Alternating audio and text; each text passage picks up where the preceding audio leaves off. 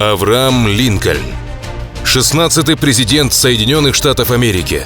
Первый, кто выступал от республиканской партии, а также является национальным героем Америки. Родился он в бедной семье фермеров, из-за чего для него получить образование было не по карману. Посещал школу не больше полугода.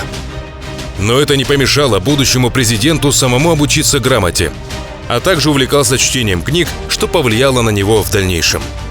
Авраам стал первым в семье, кто умел читать и писать. Он помогал соседям писать письма, этим самым подтягивая свои навыки. С ранних лет он занимался физическими работами. Он подрабатывал и помогал семье по хозяйству. До 21 года у него был уговор с отцом, что Авраам все свои заработанные деньги отдает отцу. Когда Авраам Линкольн стал совершеннолетним, он решил начать самостоятельную жизнь и устроился на работу, благодаря которой он посетил юг страны и стал противником рабовладельческого строя. В 20 лет Линкольн отправился добровольцем в ополчение против индейцев. Стал капитаном, но в боях он так и не принял участие. Следующие 5 лет он работал почтмейстером, из-за чего у него появилось больше свободного времени и тратил его на изучение права. После чего сдал экзамен и занимался юридической практикой. Потом ему предложили должность землемера, и Авраам начал усиленно изучать материалы по этому делу на протяжении 1,5 месяца. Аврааму Линкольну постоянно приходилось занимать деньги, но он всегда отдавал полную сумму в срок, из-за чего получилось прозвище «Честный Эйб». И спустя время он начал заниматься юридической работой, основал свою компанию. И через него прошло около 5000 различных дел. В это же время Авраам Линкольн вступает в законодательное собрание штата Иллинойс, где становится председателем комитета по финансам и одним из главных лиц партии. Рост политической карьеры Линкольна идет вверх. Его избирают в Конгресс США и выступает за расширение возможностей граждан, например, разрешение женскому населению страны право избирать. А также выступает против американско-мексиканской войны, что отрицательно скажется на его будущем. После уходит из Конгресса и продолжает свою адвокатскую деятельность. Его выступление против рабовладения приносит ему известность и повышает его репутацию. Нравится наше видео? Тогда подписывайтесь на наш канал, ставьте лайк под данным видео, жмите на колокольчик, чтобы не пропускать новые выпуски, а также поделитесь этим видео с друзьями. А мы продолжаем. Совместно с Авраамом Линкольном образуется республиканская партия, где будущий президент становится главным лицом. От этой же партии он участвует в выборах на пост сенатора, но проигрывает. После этого, спустя 2 года, он избирается в президенты Соединенных Штатов Америки, что повлекло за собой негодование южной стороны страны, которая решает отделиться от США, и начинается одна из самых кровавых войн в истории страны – Гражданская война. В конце декабря 1862 года президент подписывает прокламацию об освобождении, при помощи которой было освобождено около 4 миллионов рабов.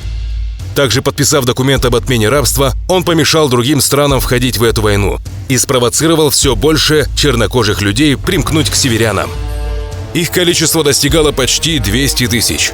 И уже в 1863 году войска США, одержав множество побед над южанами, правительства подавили южное сопротивление, выиграли войну и расширили свои границы, вернув южную часть страны,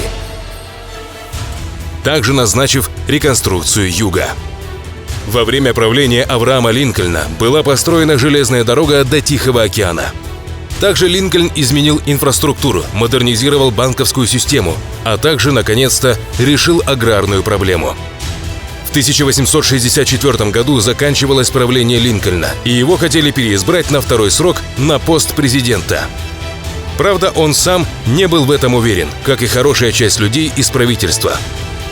Да и было нажито много врагов. И была очень сильная критика со стороны народа в сторону Линкольна. В апреле 1865 года Авраам Линкольн посетил спектакль Вашингтонского театра Форда, где был ранен выстрелом из пистолета сторонником южной политики Джоном Бутом.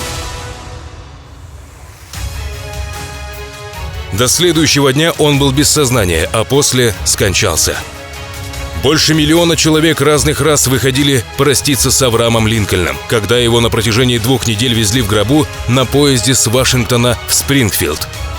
По сей день многие считают, что Авраам Линкольн был одним из самых лучших и интеллектуальных президентов страны. Его выделяют как человека, который колоссально повлиял на развитие Соединенных Штатов Америки. А также честный Эйб доказал, что самообразование может посоревноваться с университетским. Вот вам несколько интересных фактов об Аврааме Линкольне.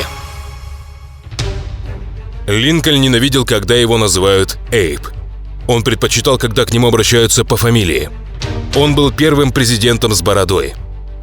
Также Линкольн сделал День Благодарения официальным праздником. А также из-за того, что 16-го президента считают одним из лучших президентов, большая часть людей отмечает его день рождения. Было найдено фото Авраама Линкольна и его убийцы Джона Уилкс Бута. А вот вам еще один интересный факт.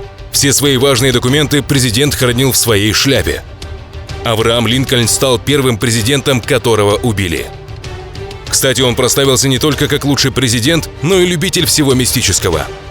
Жизнь Авраама Линкольна, американского государственного деятеля и национального героя американского народа, была буквально насыщена мистицизмом. Достаточно сказать, к примеру, что Линкольн, будучи большим поклонником спиритизма, проводил немало времени в общении с потусторонними силами и став настоящим профессионалом в этой области. Для контакта с иным миром ему впоследствии не потребовалась ни доска, ни свеча, ни другие магические атрибуты. Достаточно было закрыться в комнате в полной темноте, закрыть глаза и настроиться. Принялся обучать основам вызова духов множества своих последователей. Со временем, говорят, их были сотни. Во время одного из своих погружений он узнал у духов дату собственной смерти и незадолго до кончины дал наказ своим ученикам. Когда они в будущем будут налаживать контакты с миром мертвых за спиритической доской, первым делом вызывать именно его дух. А он, в свою очередь, сделает все, чтобы прийти из другого мира на Землю, вступить в контакт и ответить на все вопросы.